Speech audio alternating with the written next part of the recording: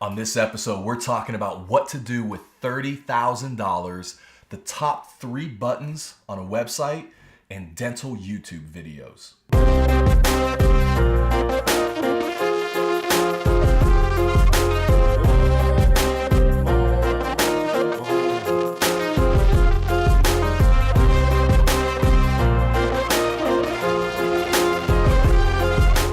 Hey everybody, what's up and welcome to the 88 Dental Marketing Show, the internet's only dental show that's answering marketing's most important questions. Believe that, it's what we do. My name is Joshua Scott and I am your host. Hey, thanks so much for being here on episode number 18. Moving right along in the show. Man, I feel like we're answering a ton of questions. Last week's episode, I don't know if you watched it or not or caught it, but we filmed it live at one of my speeches, the Comprehensive Dental Excellence Forum in Canton, Ohio. And man, really had a good time.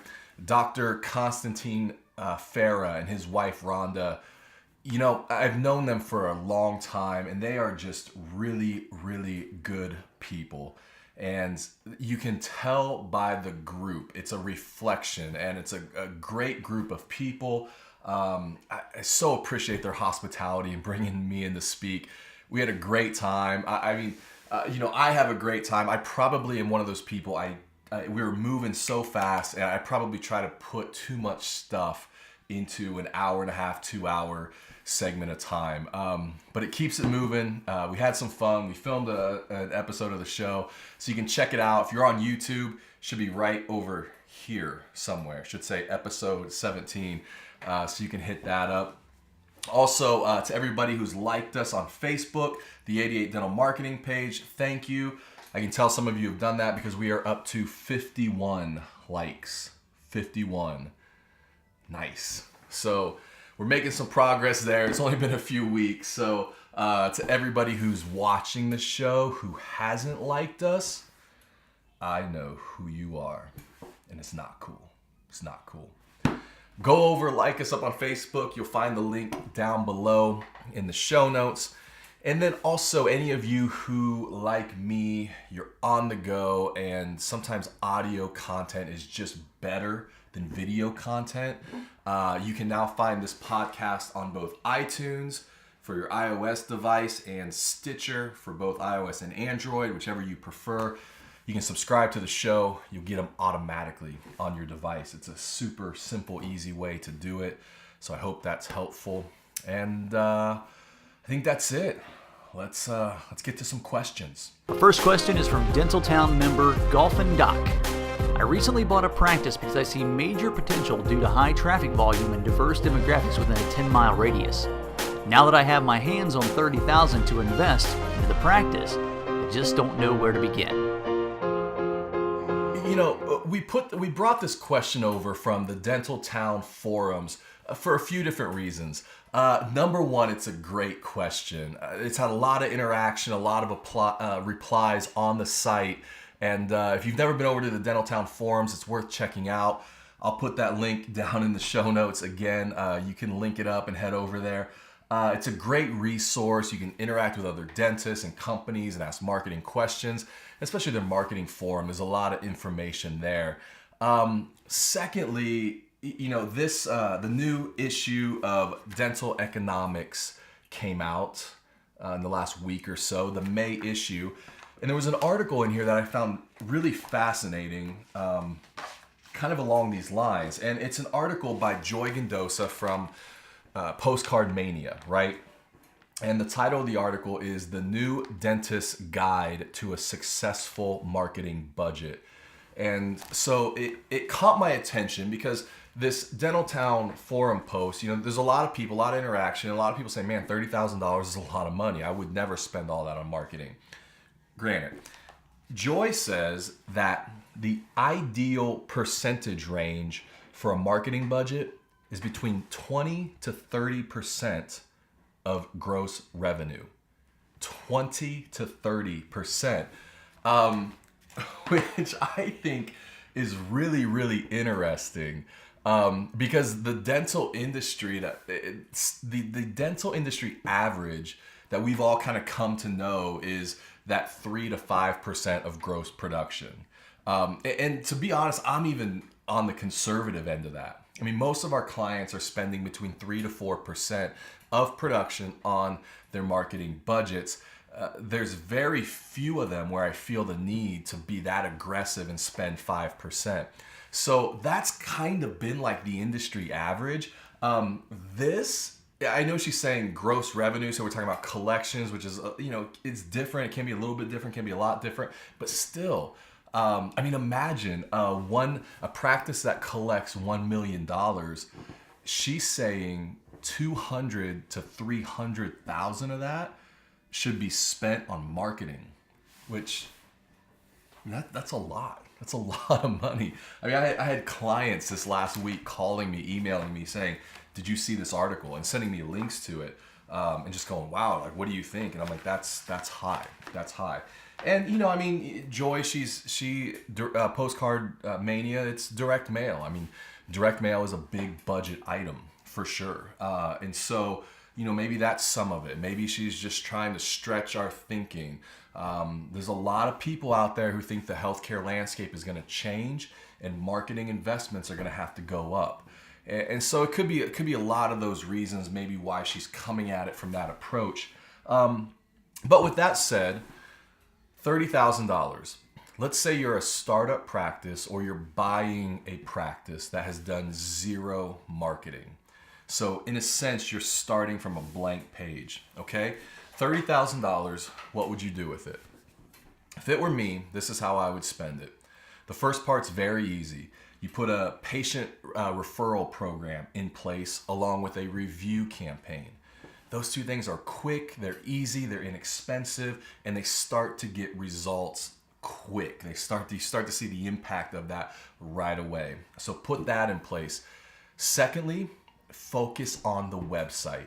The website has to be the digital hub, the centerpiece of all of your digital marketing efforts.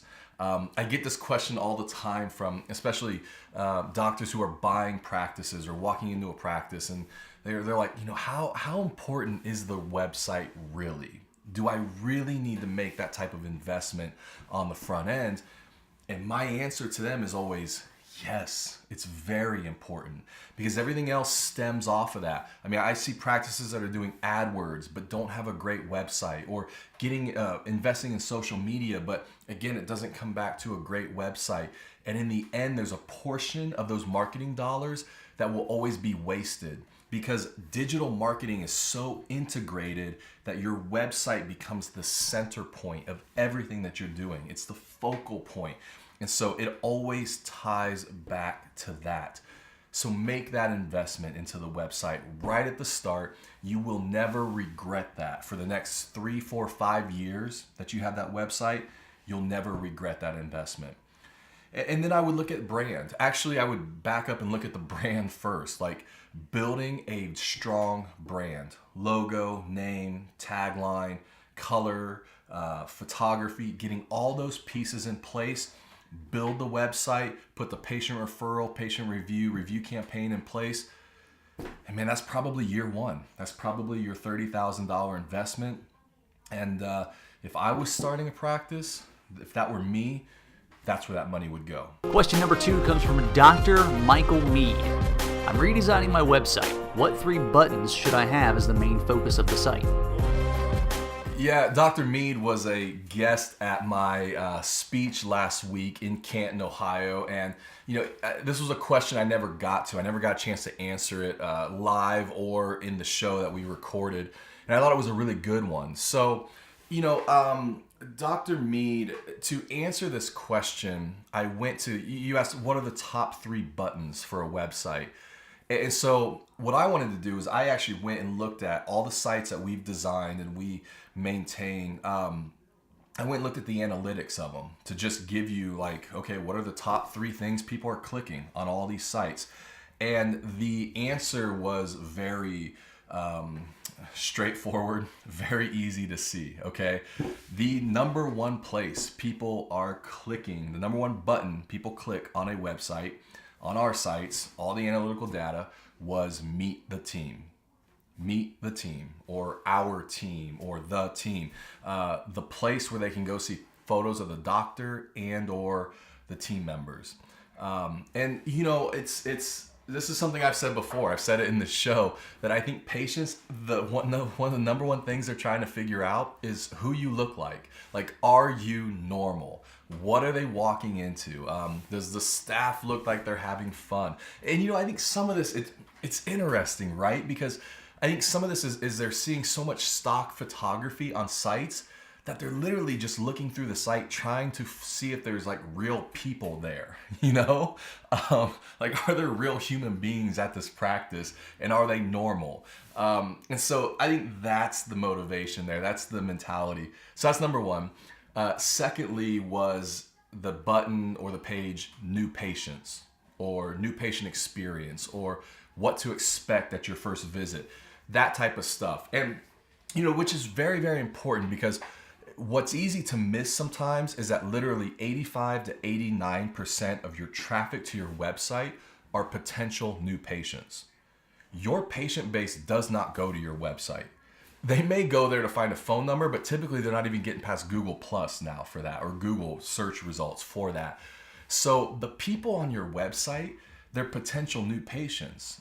And so what better match than to show them a button that says, hey, here's what to expect at your first visit. So that's number two. And then number three was contact. Any type of button that made it quick to go, hey, send us an email, here's a map, here's a phone number, whatever that type of button is. I mean, that seems to be consistently across our sites the top three places that people are clicking. So if I was going to design a site, I would make those buttons prevalent, upfront, and easy to get to. Our third question, also from Dr. Michael Mead: what info or content is important in a YouTube video to put on a website? Dr. Mead, another good question. Congratulations, you are the first person to have two questions on the show, and not only two questions, but back to back, because I thought that they were good. So good job. Keep some more questions coming to me. I'd appreciate it. So first off, the thing with video is video always over indexes on search, always. So regardless of what search platform you're looking for, video is going to outperform any other piece of media or content. So that's number one, whether it's social or whether it's Google, we see those analytics all the time. Secondly, it's 2015. So much of what's happening around us is happening in video, and it's all over social, and it's just everywhere now, and it's so easy. So I think video is an important piece. Some things I would say to you is, number one, keep it short. It doesn't have to be short like Instagram 15 seconds short, but it needs to be at the most 2 to 3 minutes short. The other thing is that I've noticed is that I don't think new patients are looking for video when they're exploring a site.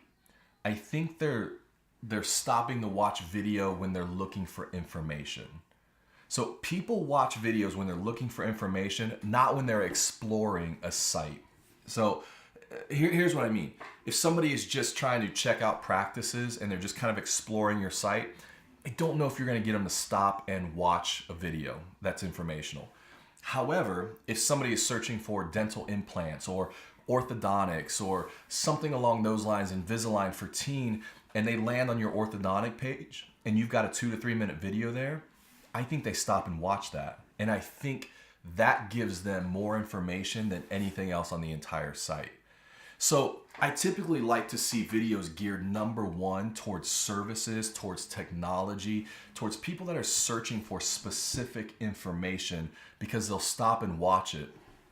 Outside of that, I mean, doing a what I call kind of a practice culture video where it's 2 to 3 minutes.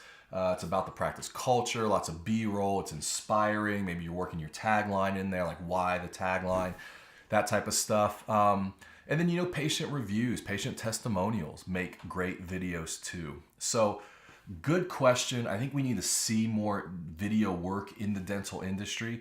I'm waiting for the practice on Snapchat who has patients in the chair doing Snapchat or Meerkat. That would be awesome. So it's coming. Good questions though. We'll see it here shortly, I'm sure. Guys, been a good episode. Thanks so much for the questions. Hopefully you're finding some value there. Homework for episode number 18. If you had $30,000 right now to spend on marketing, where would you spend it?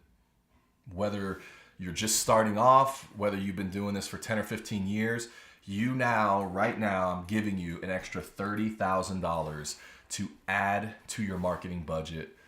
Where would you spend it? What would you do with it?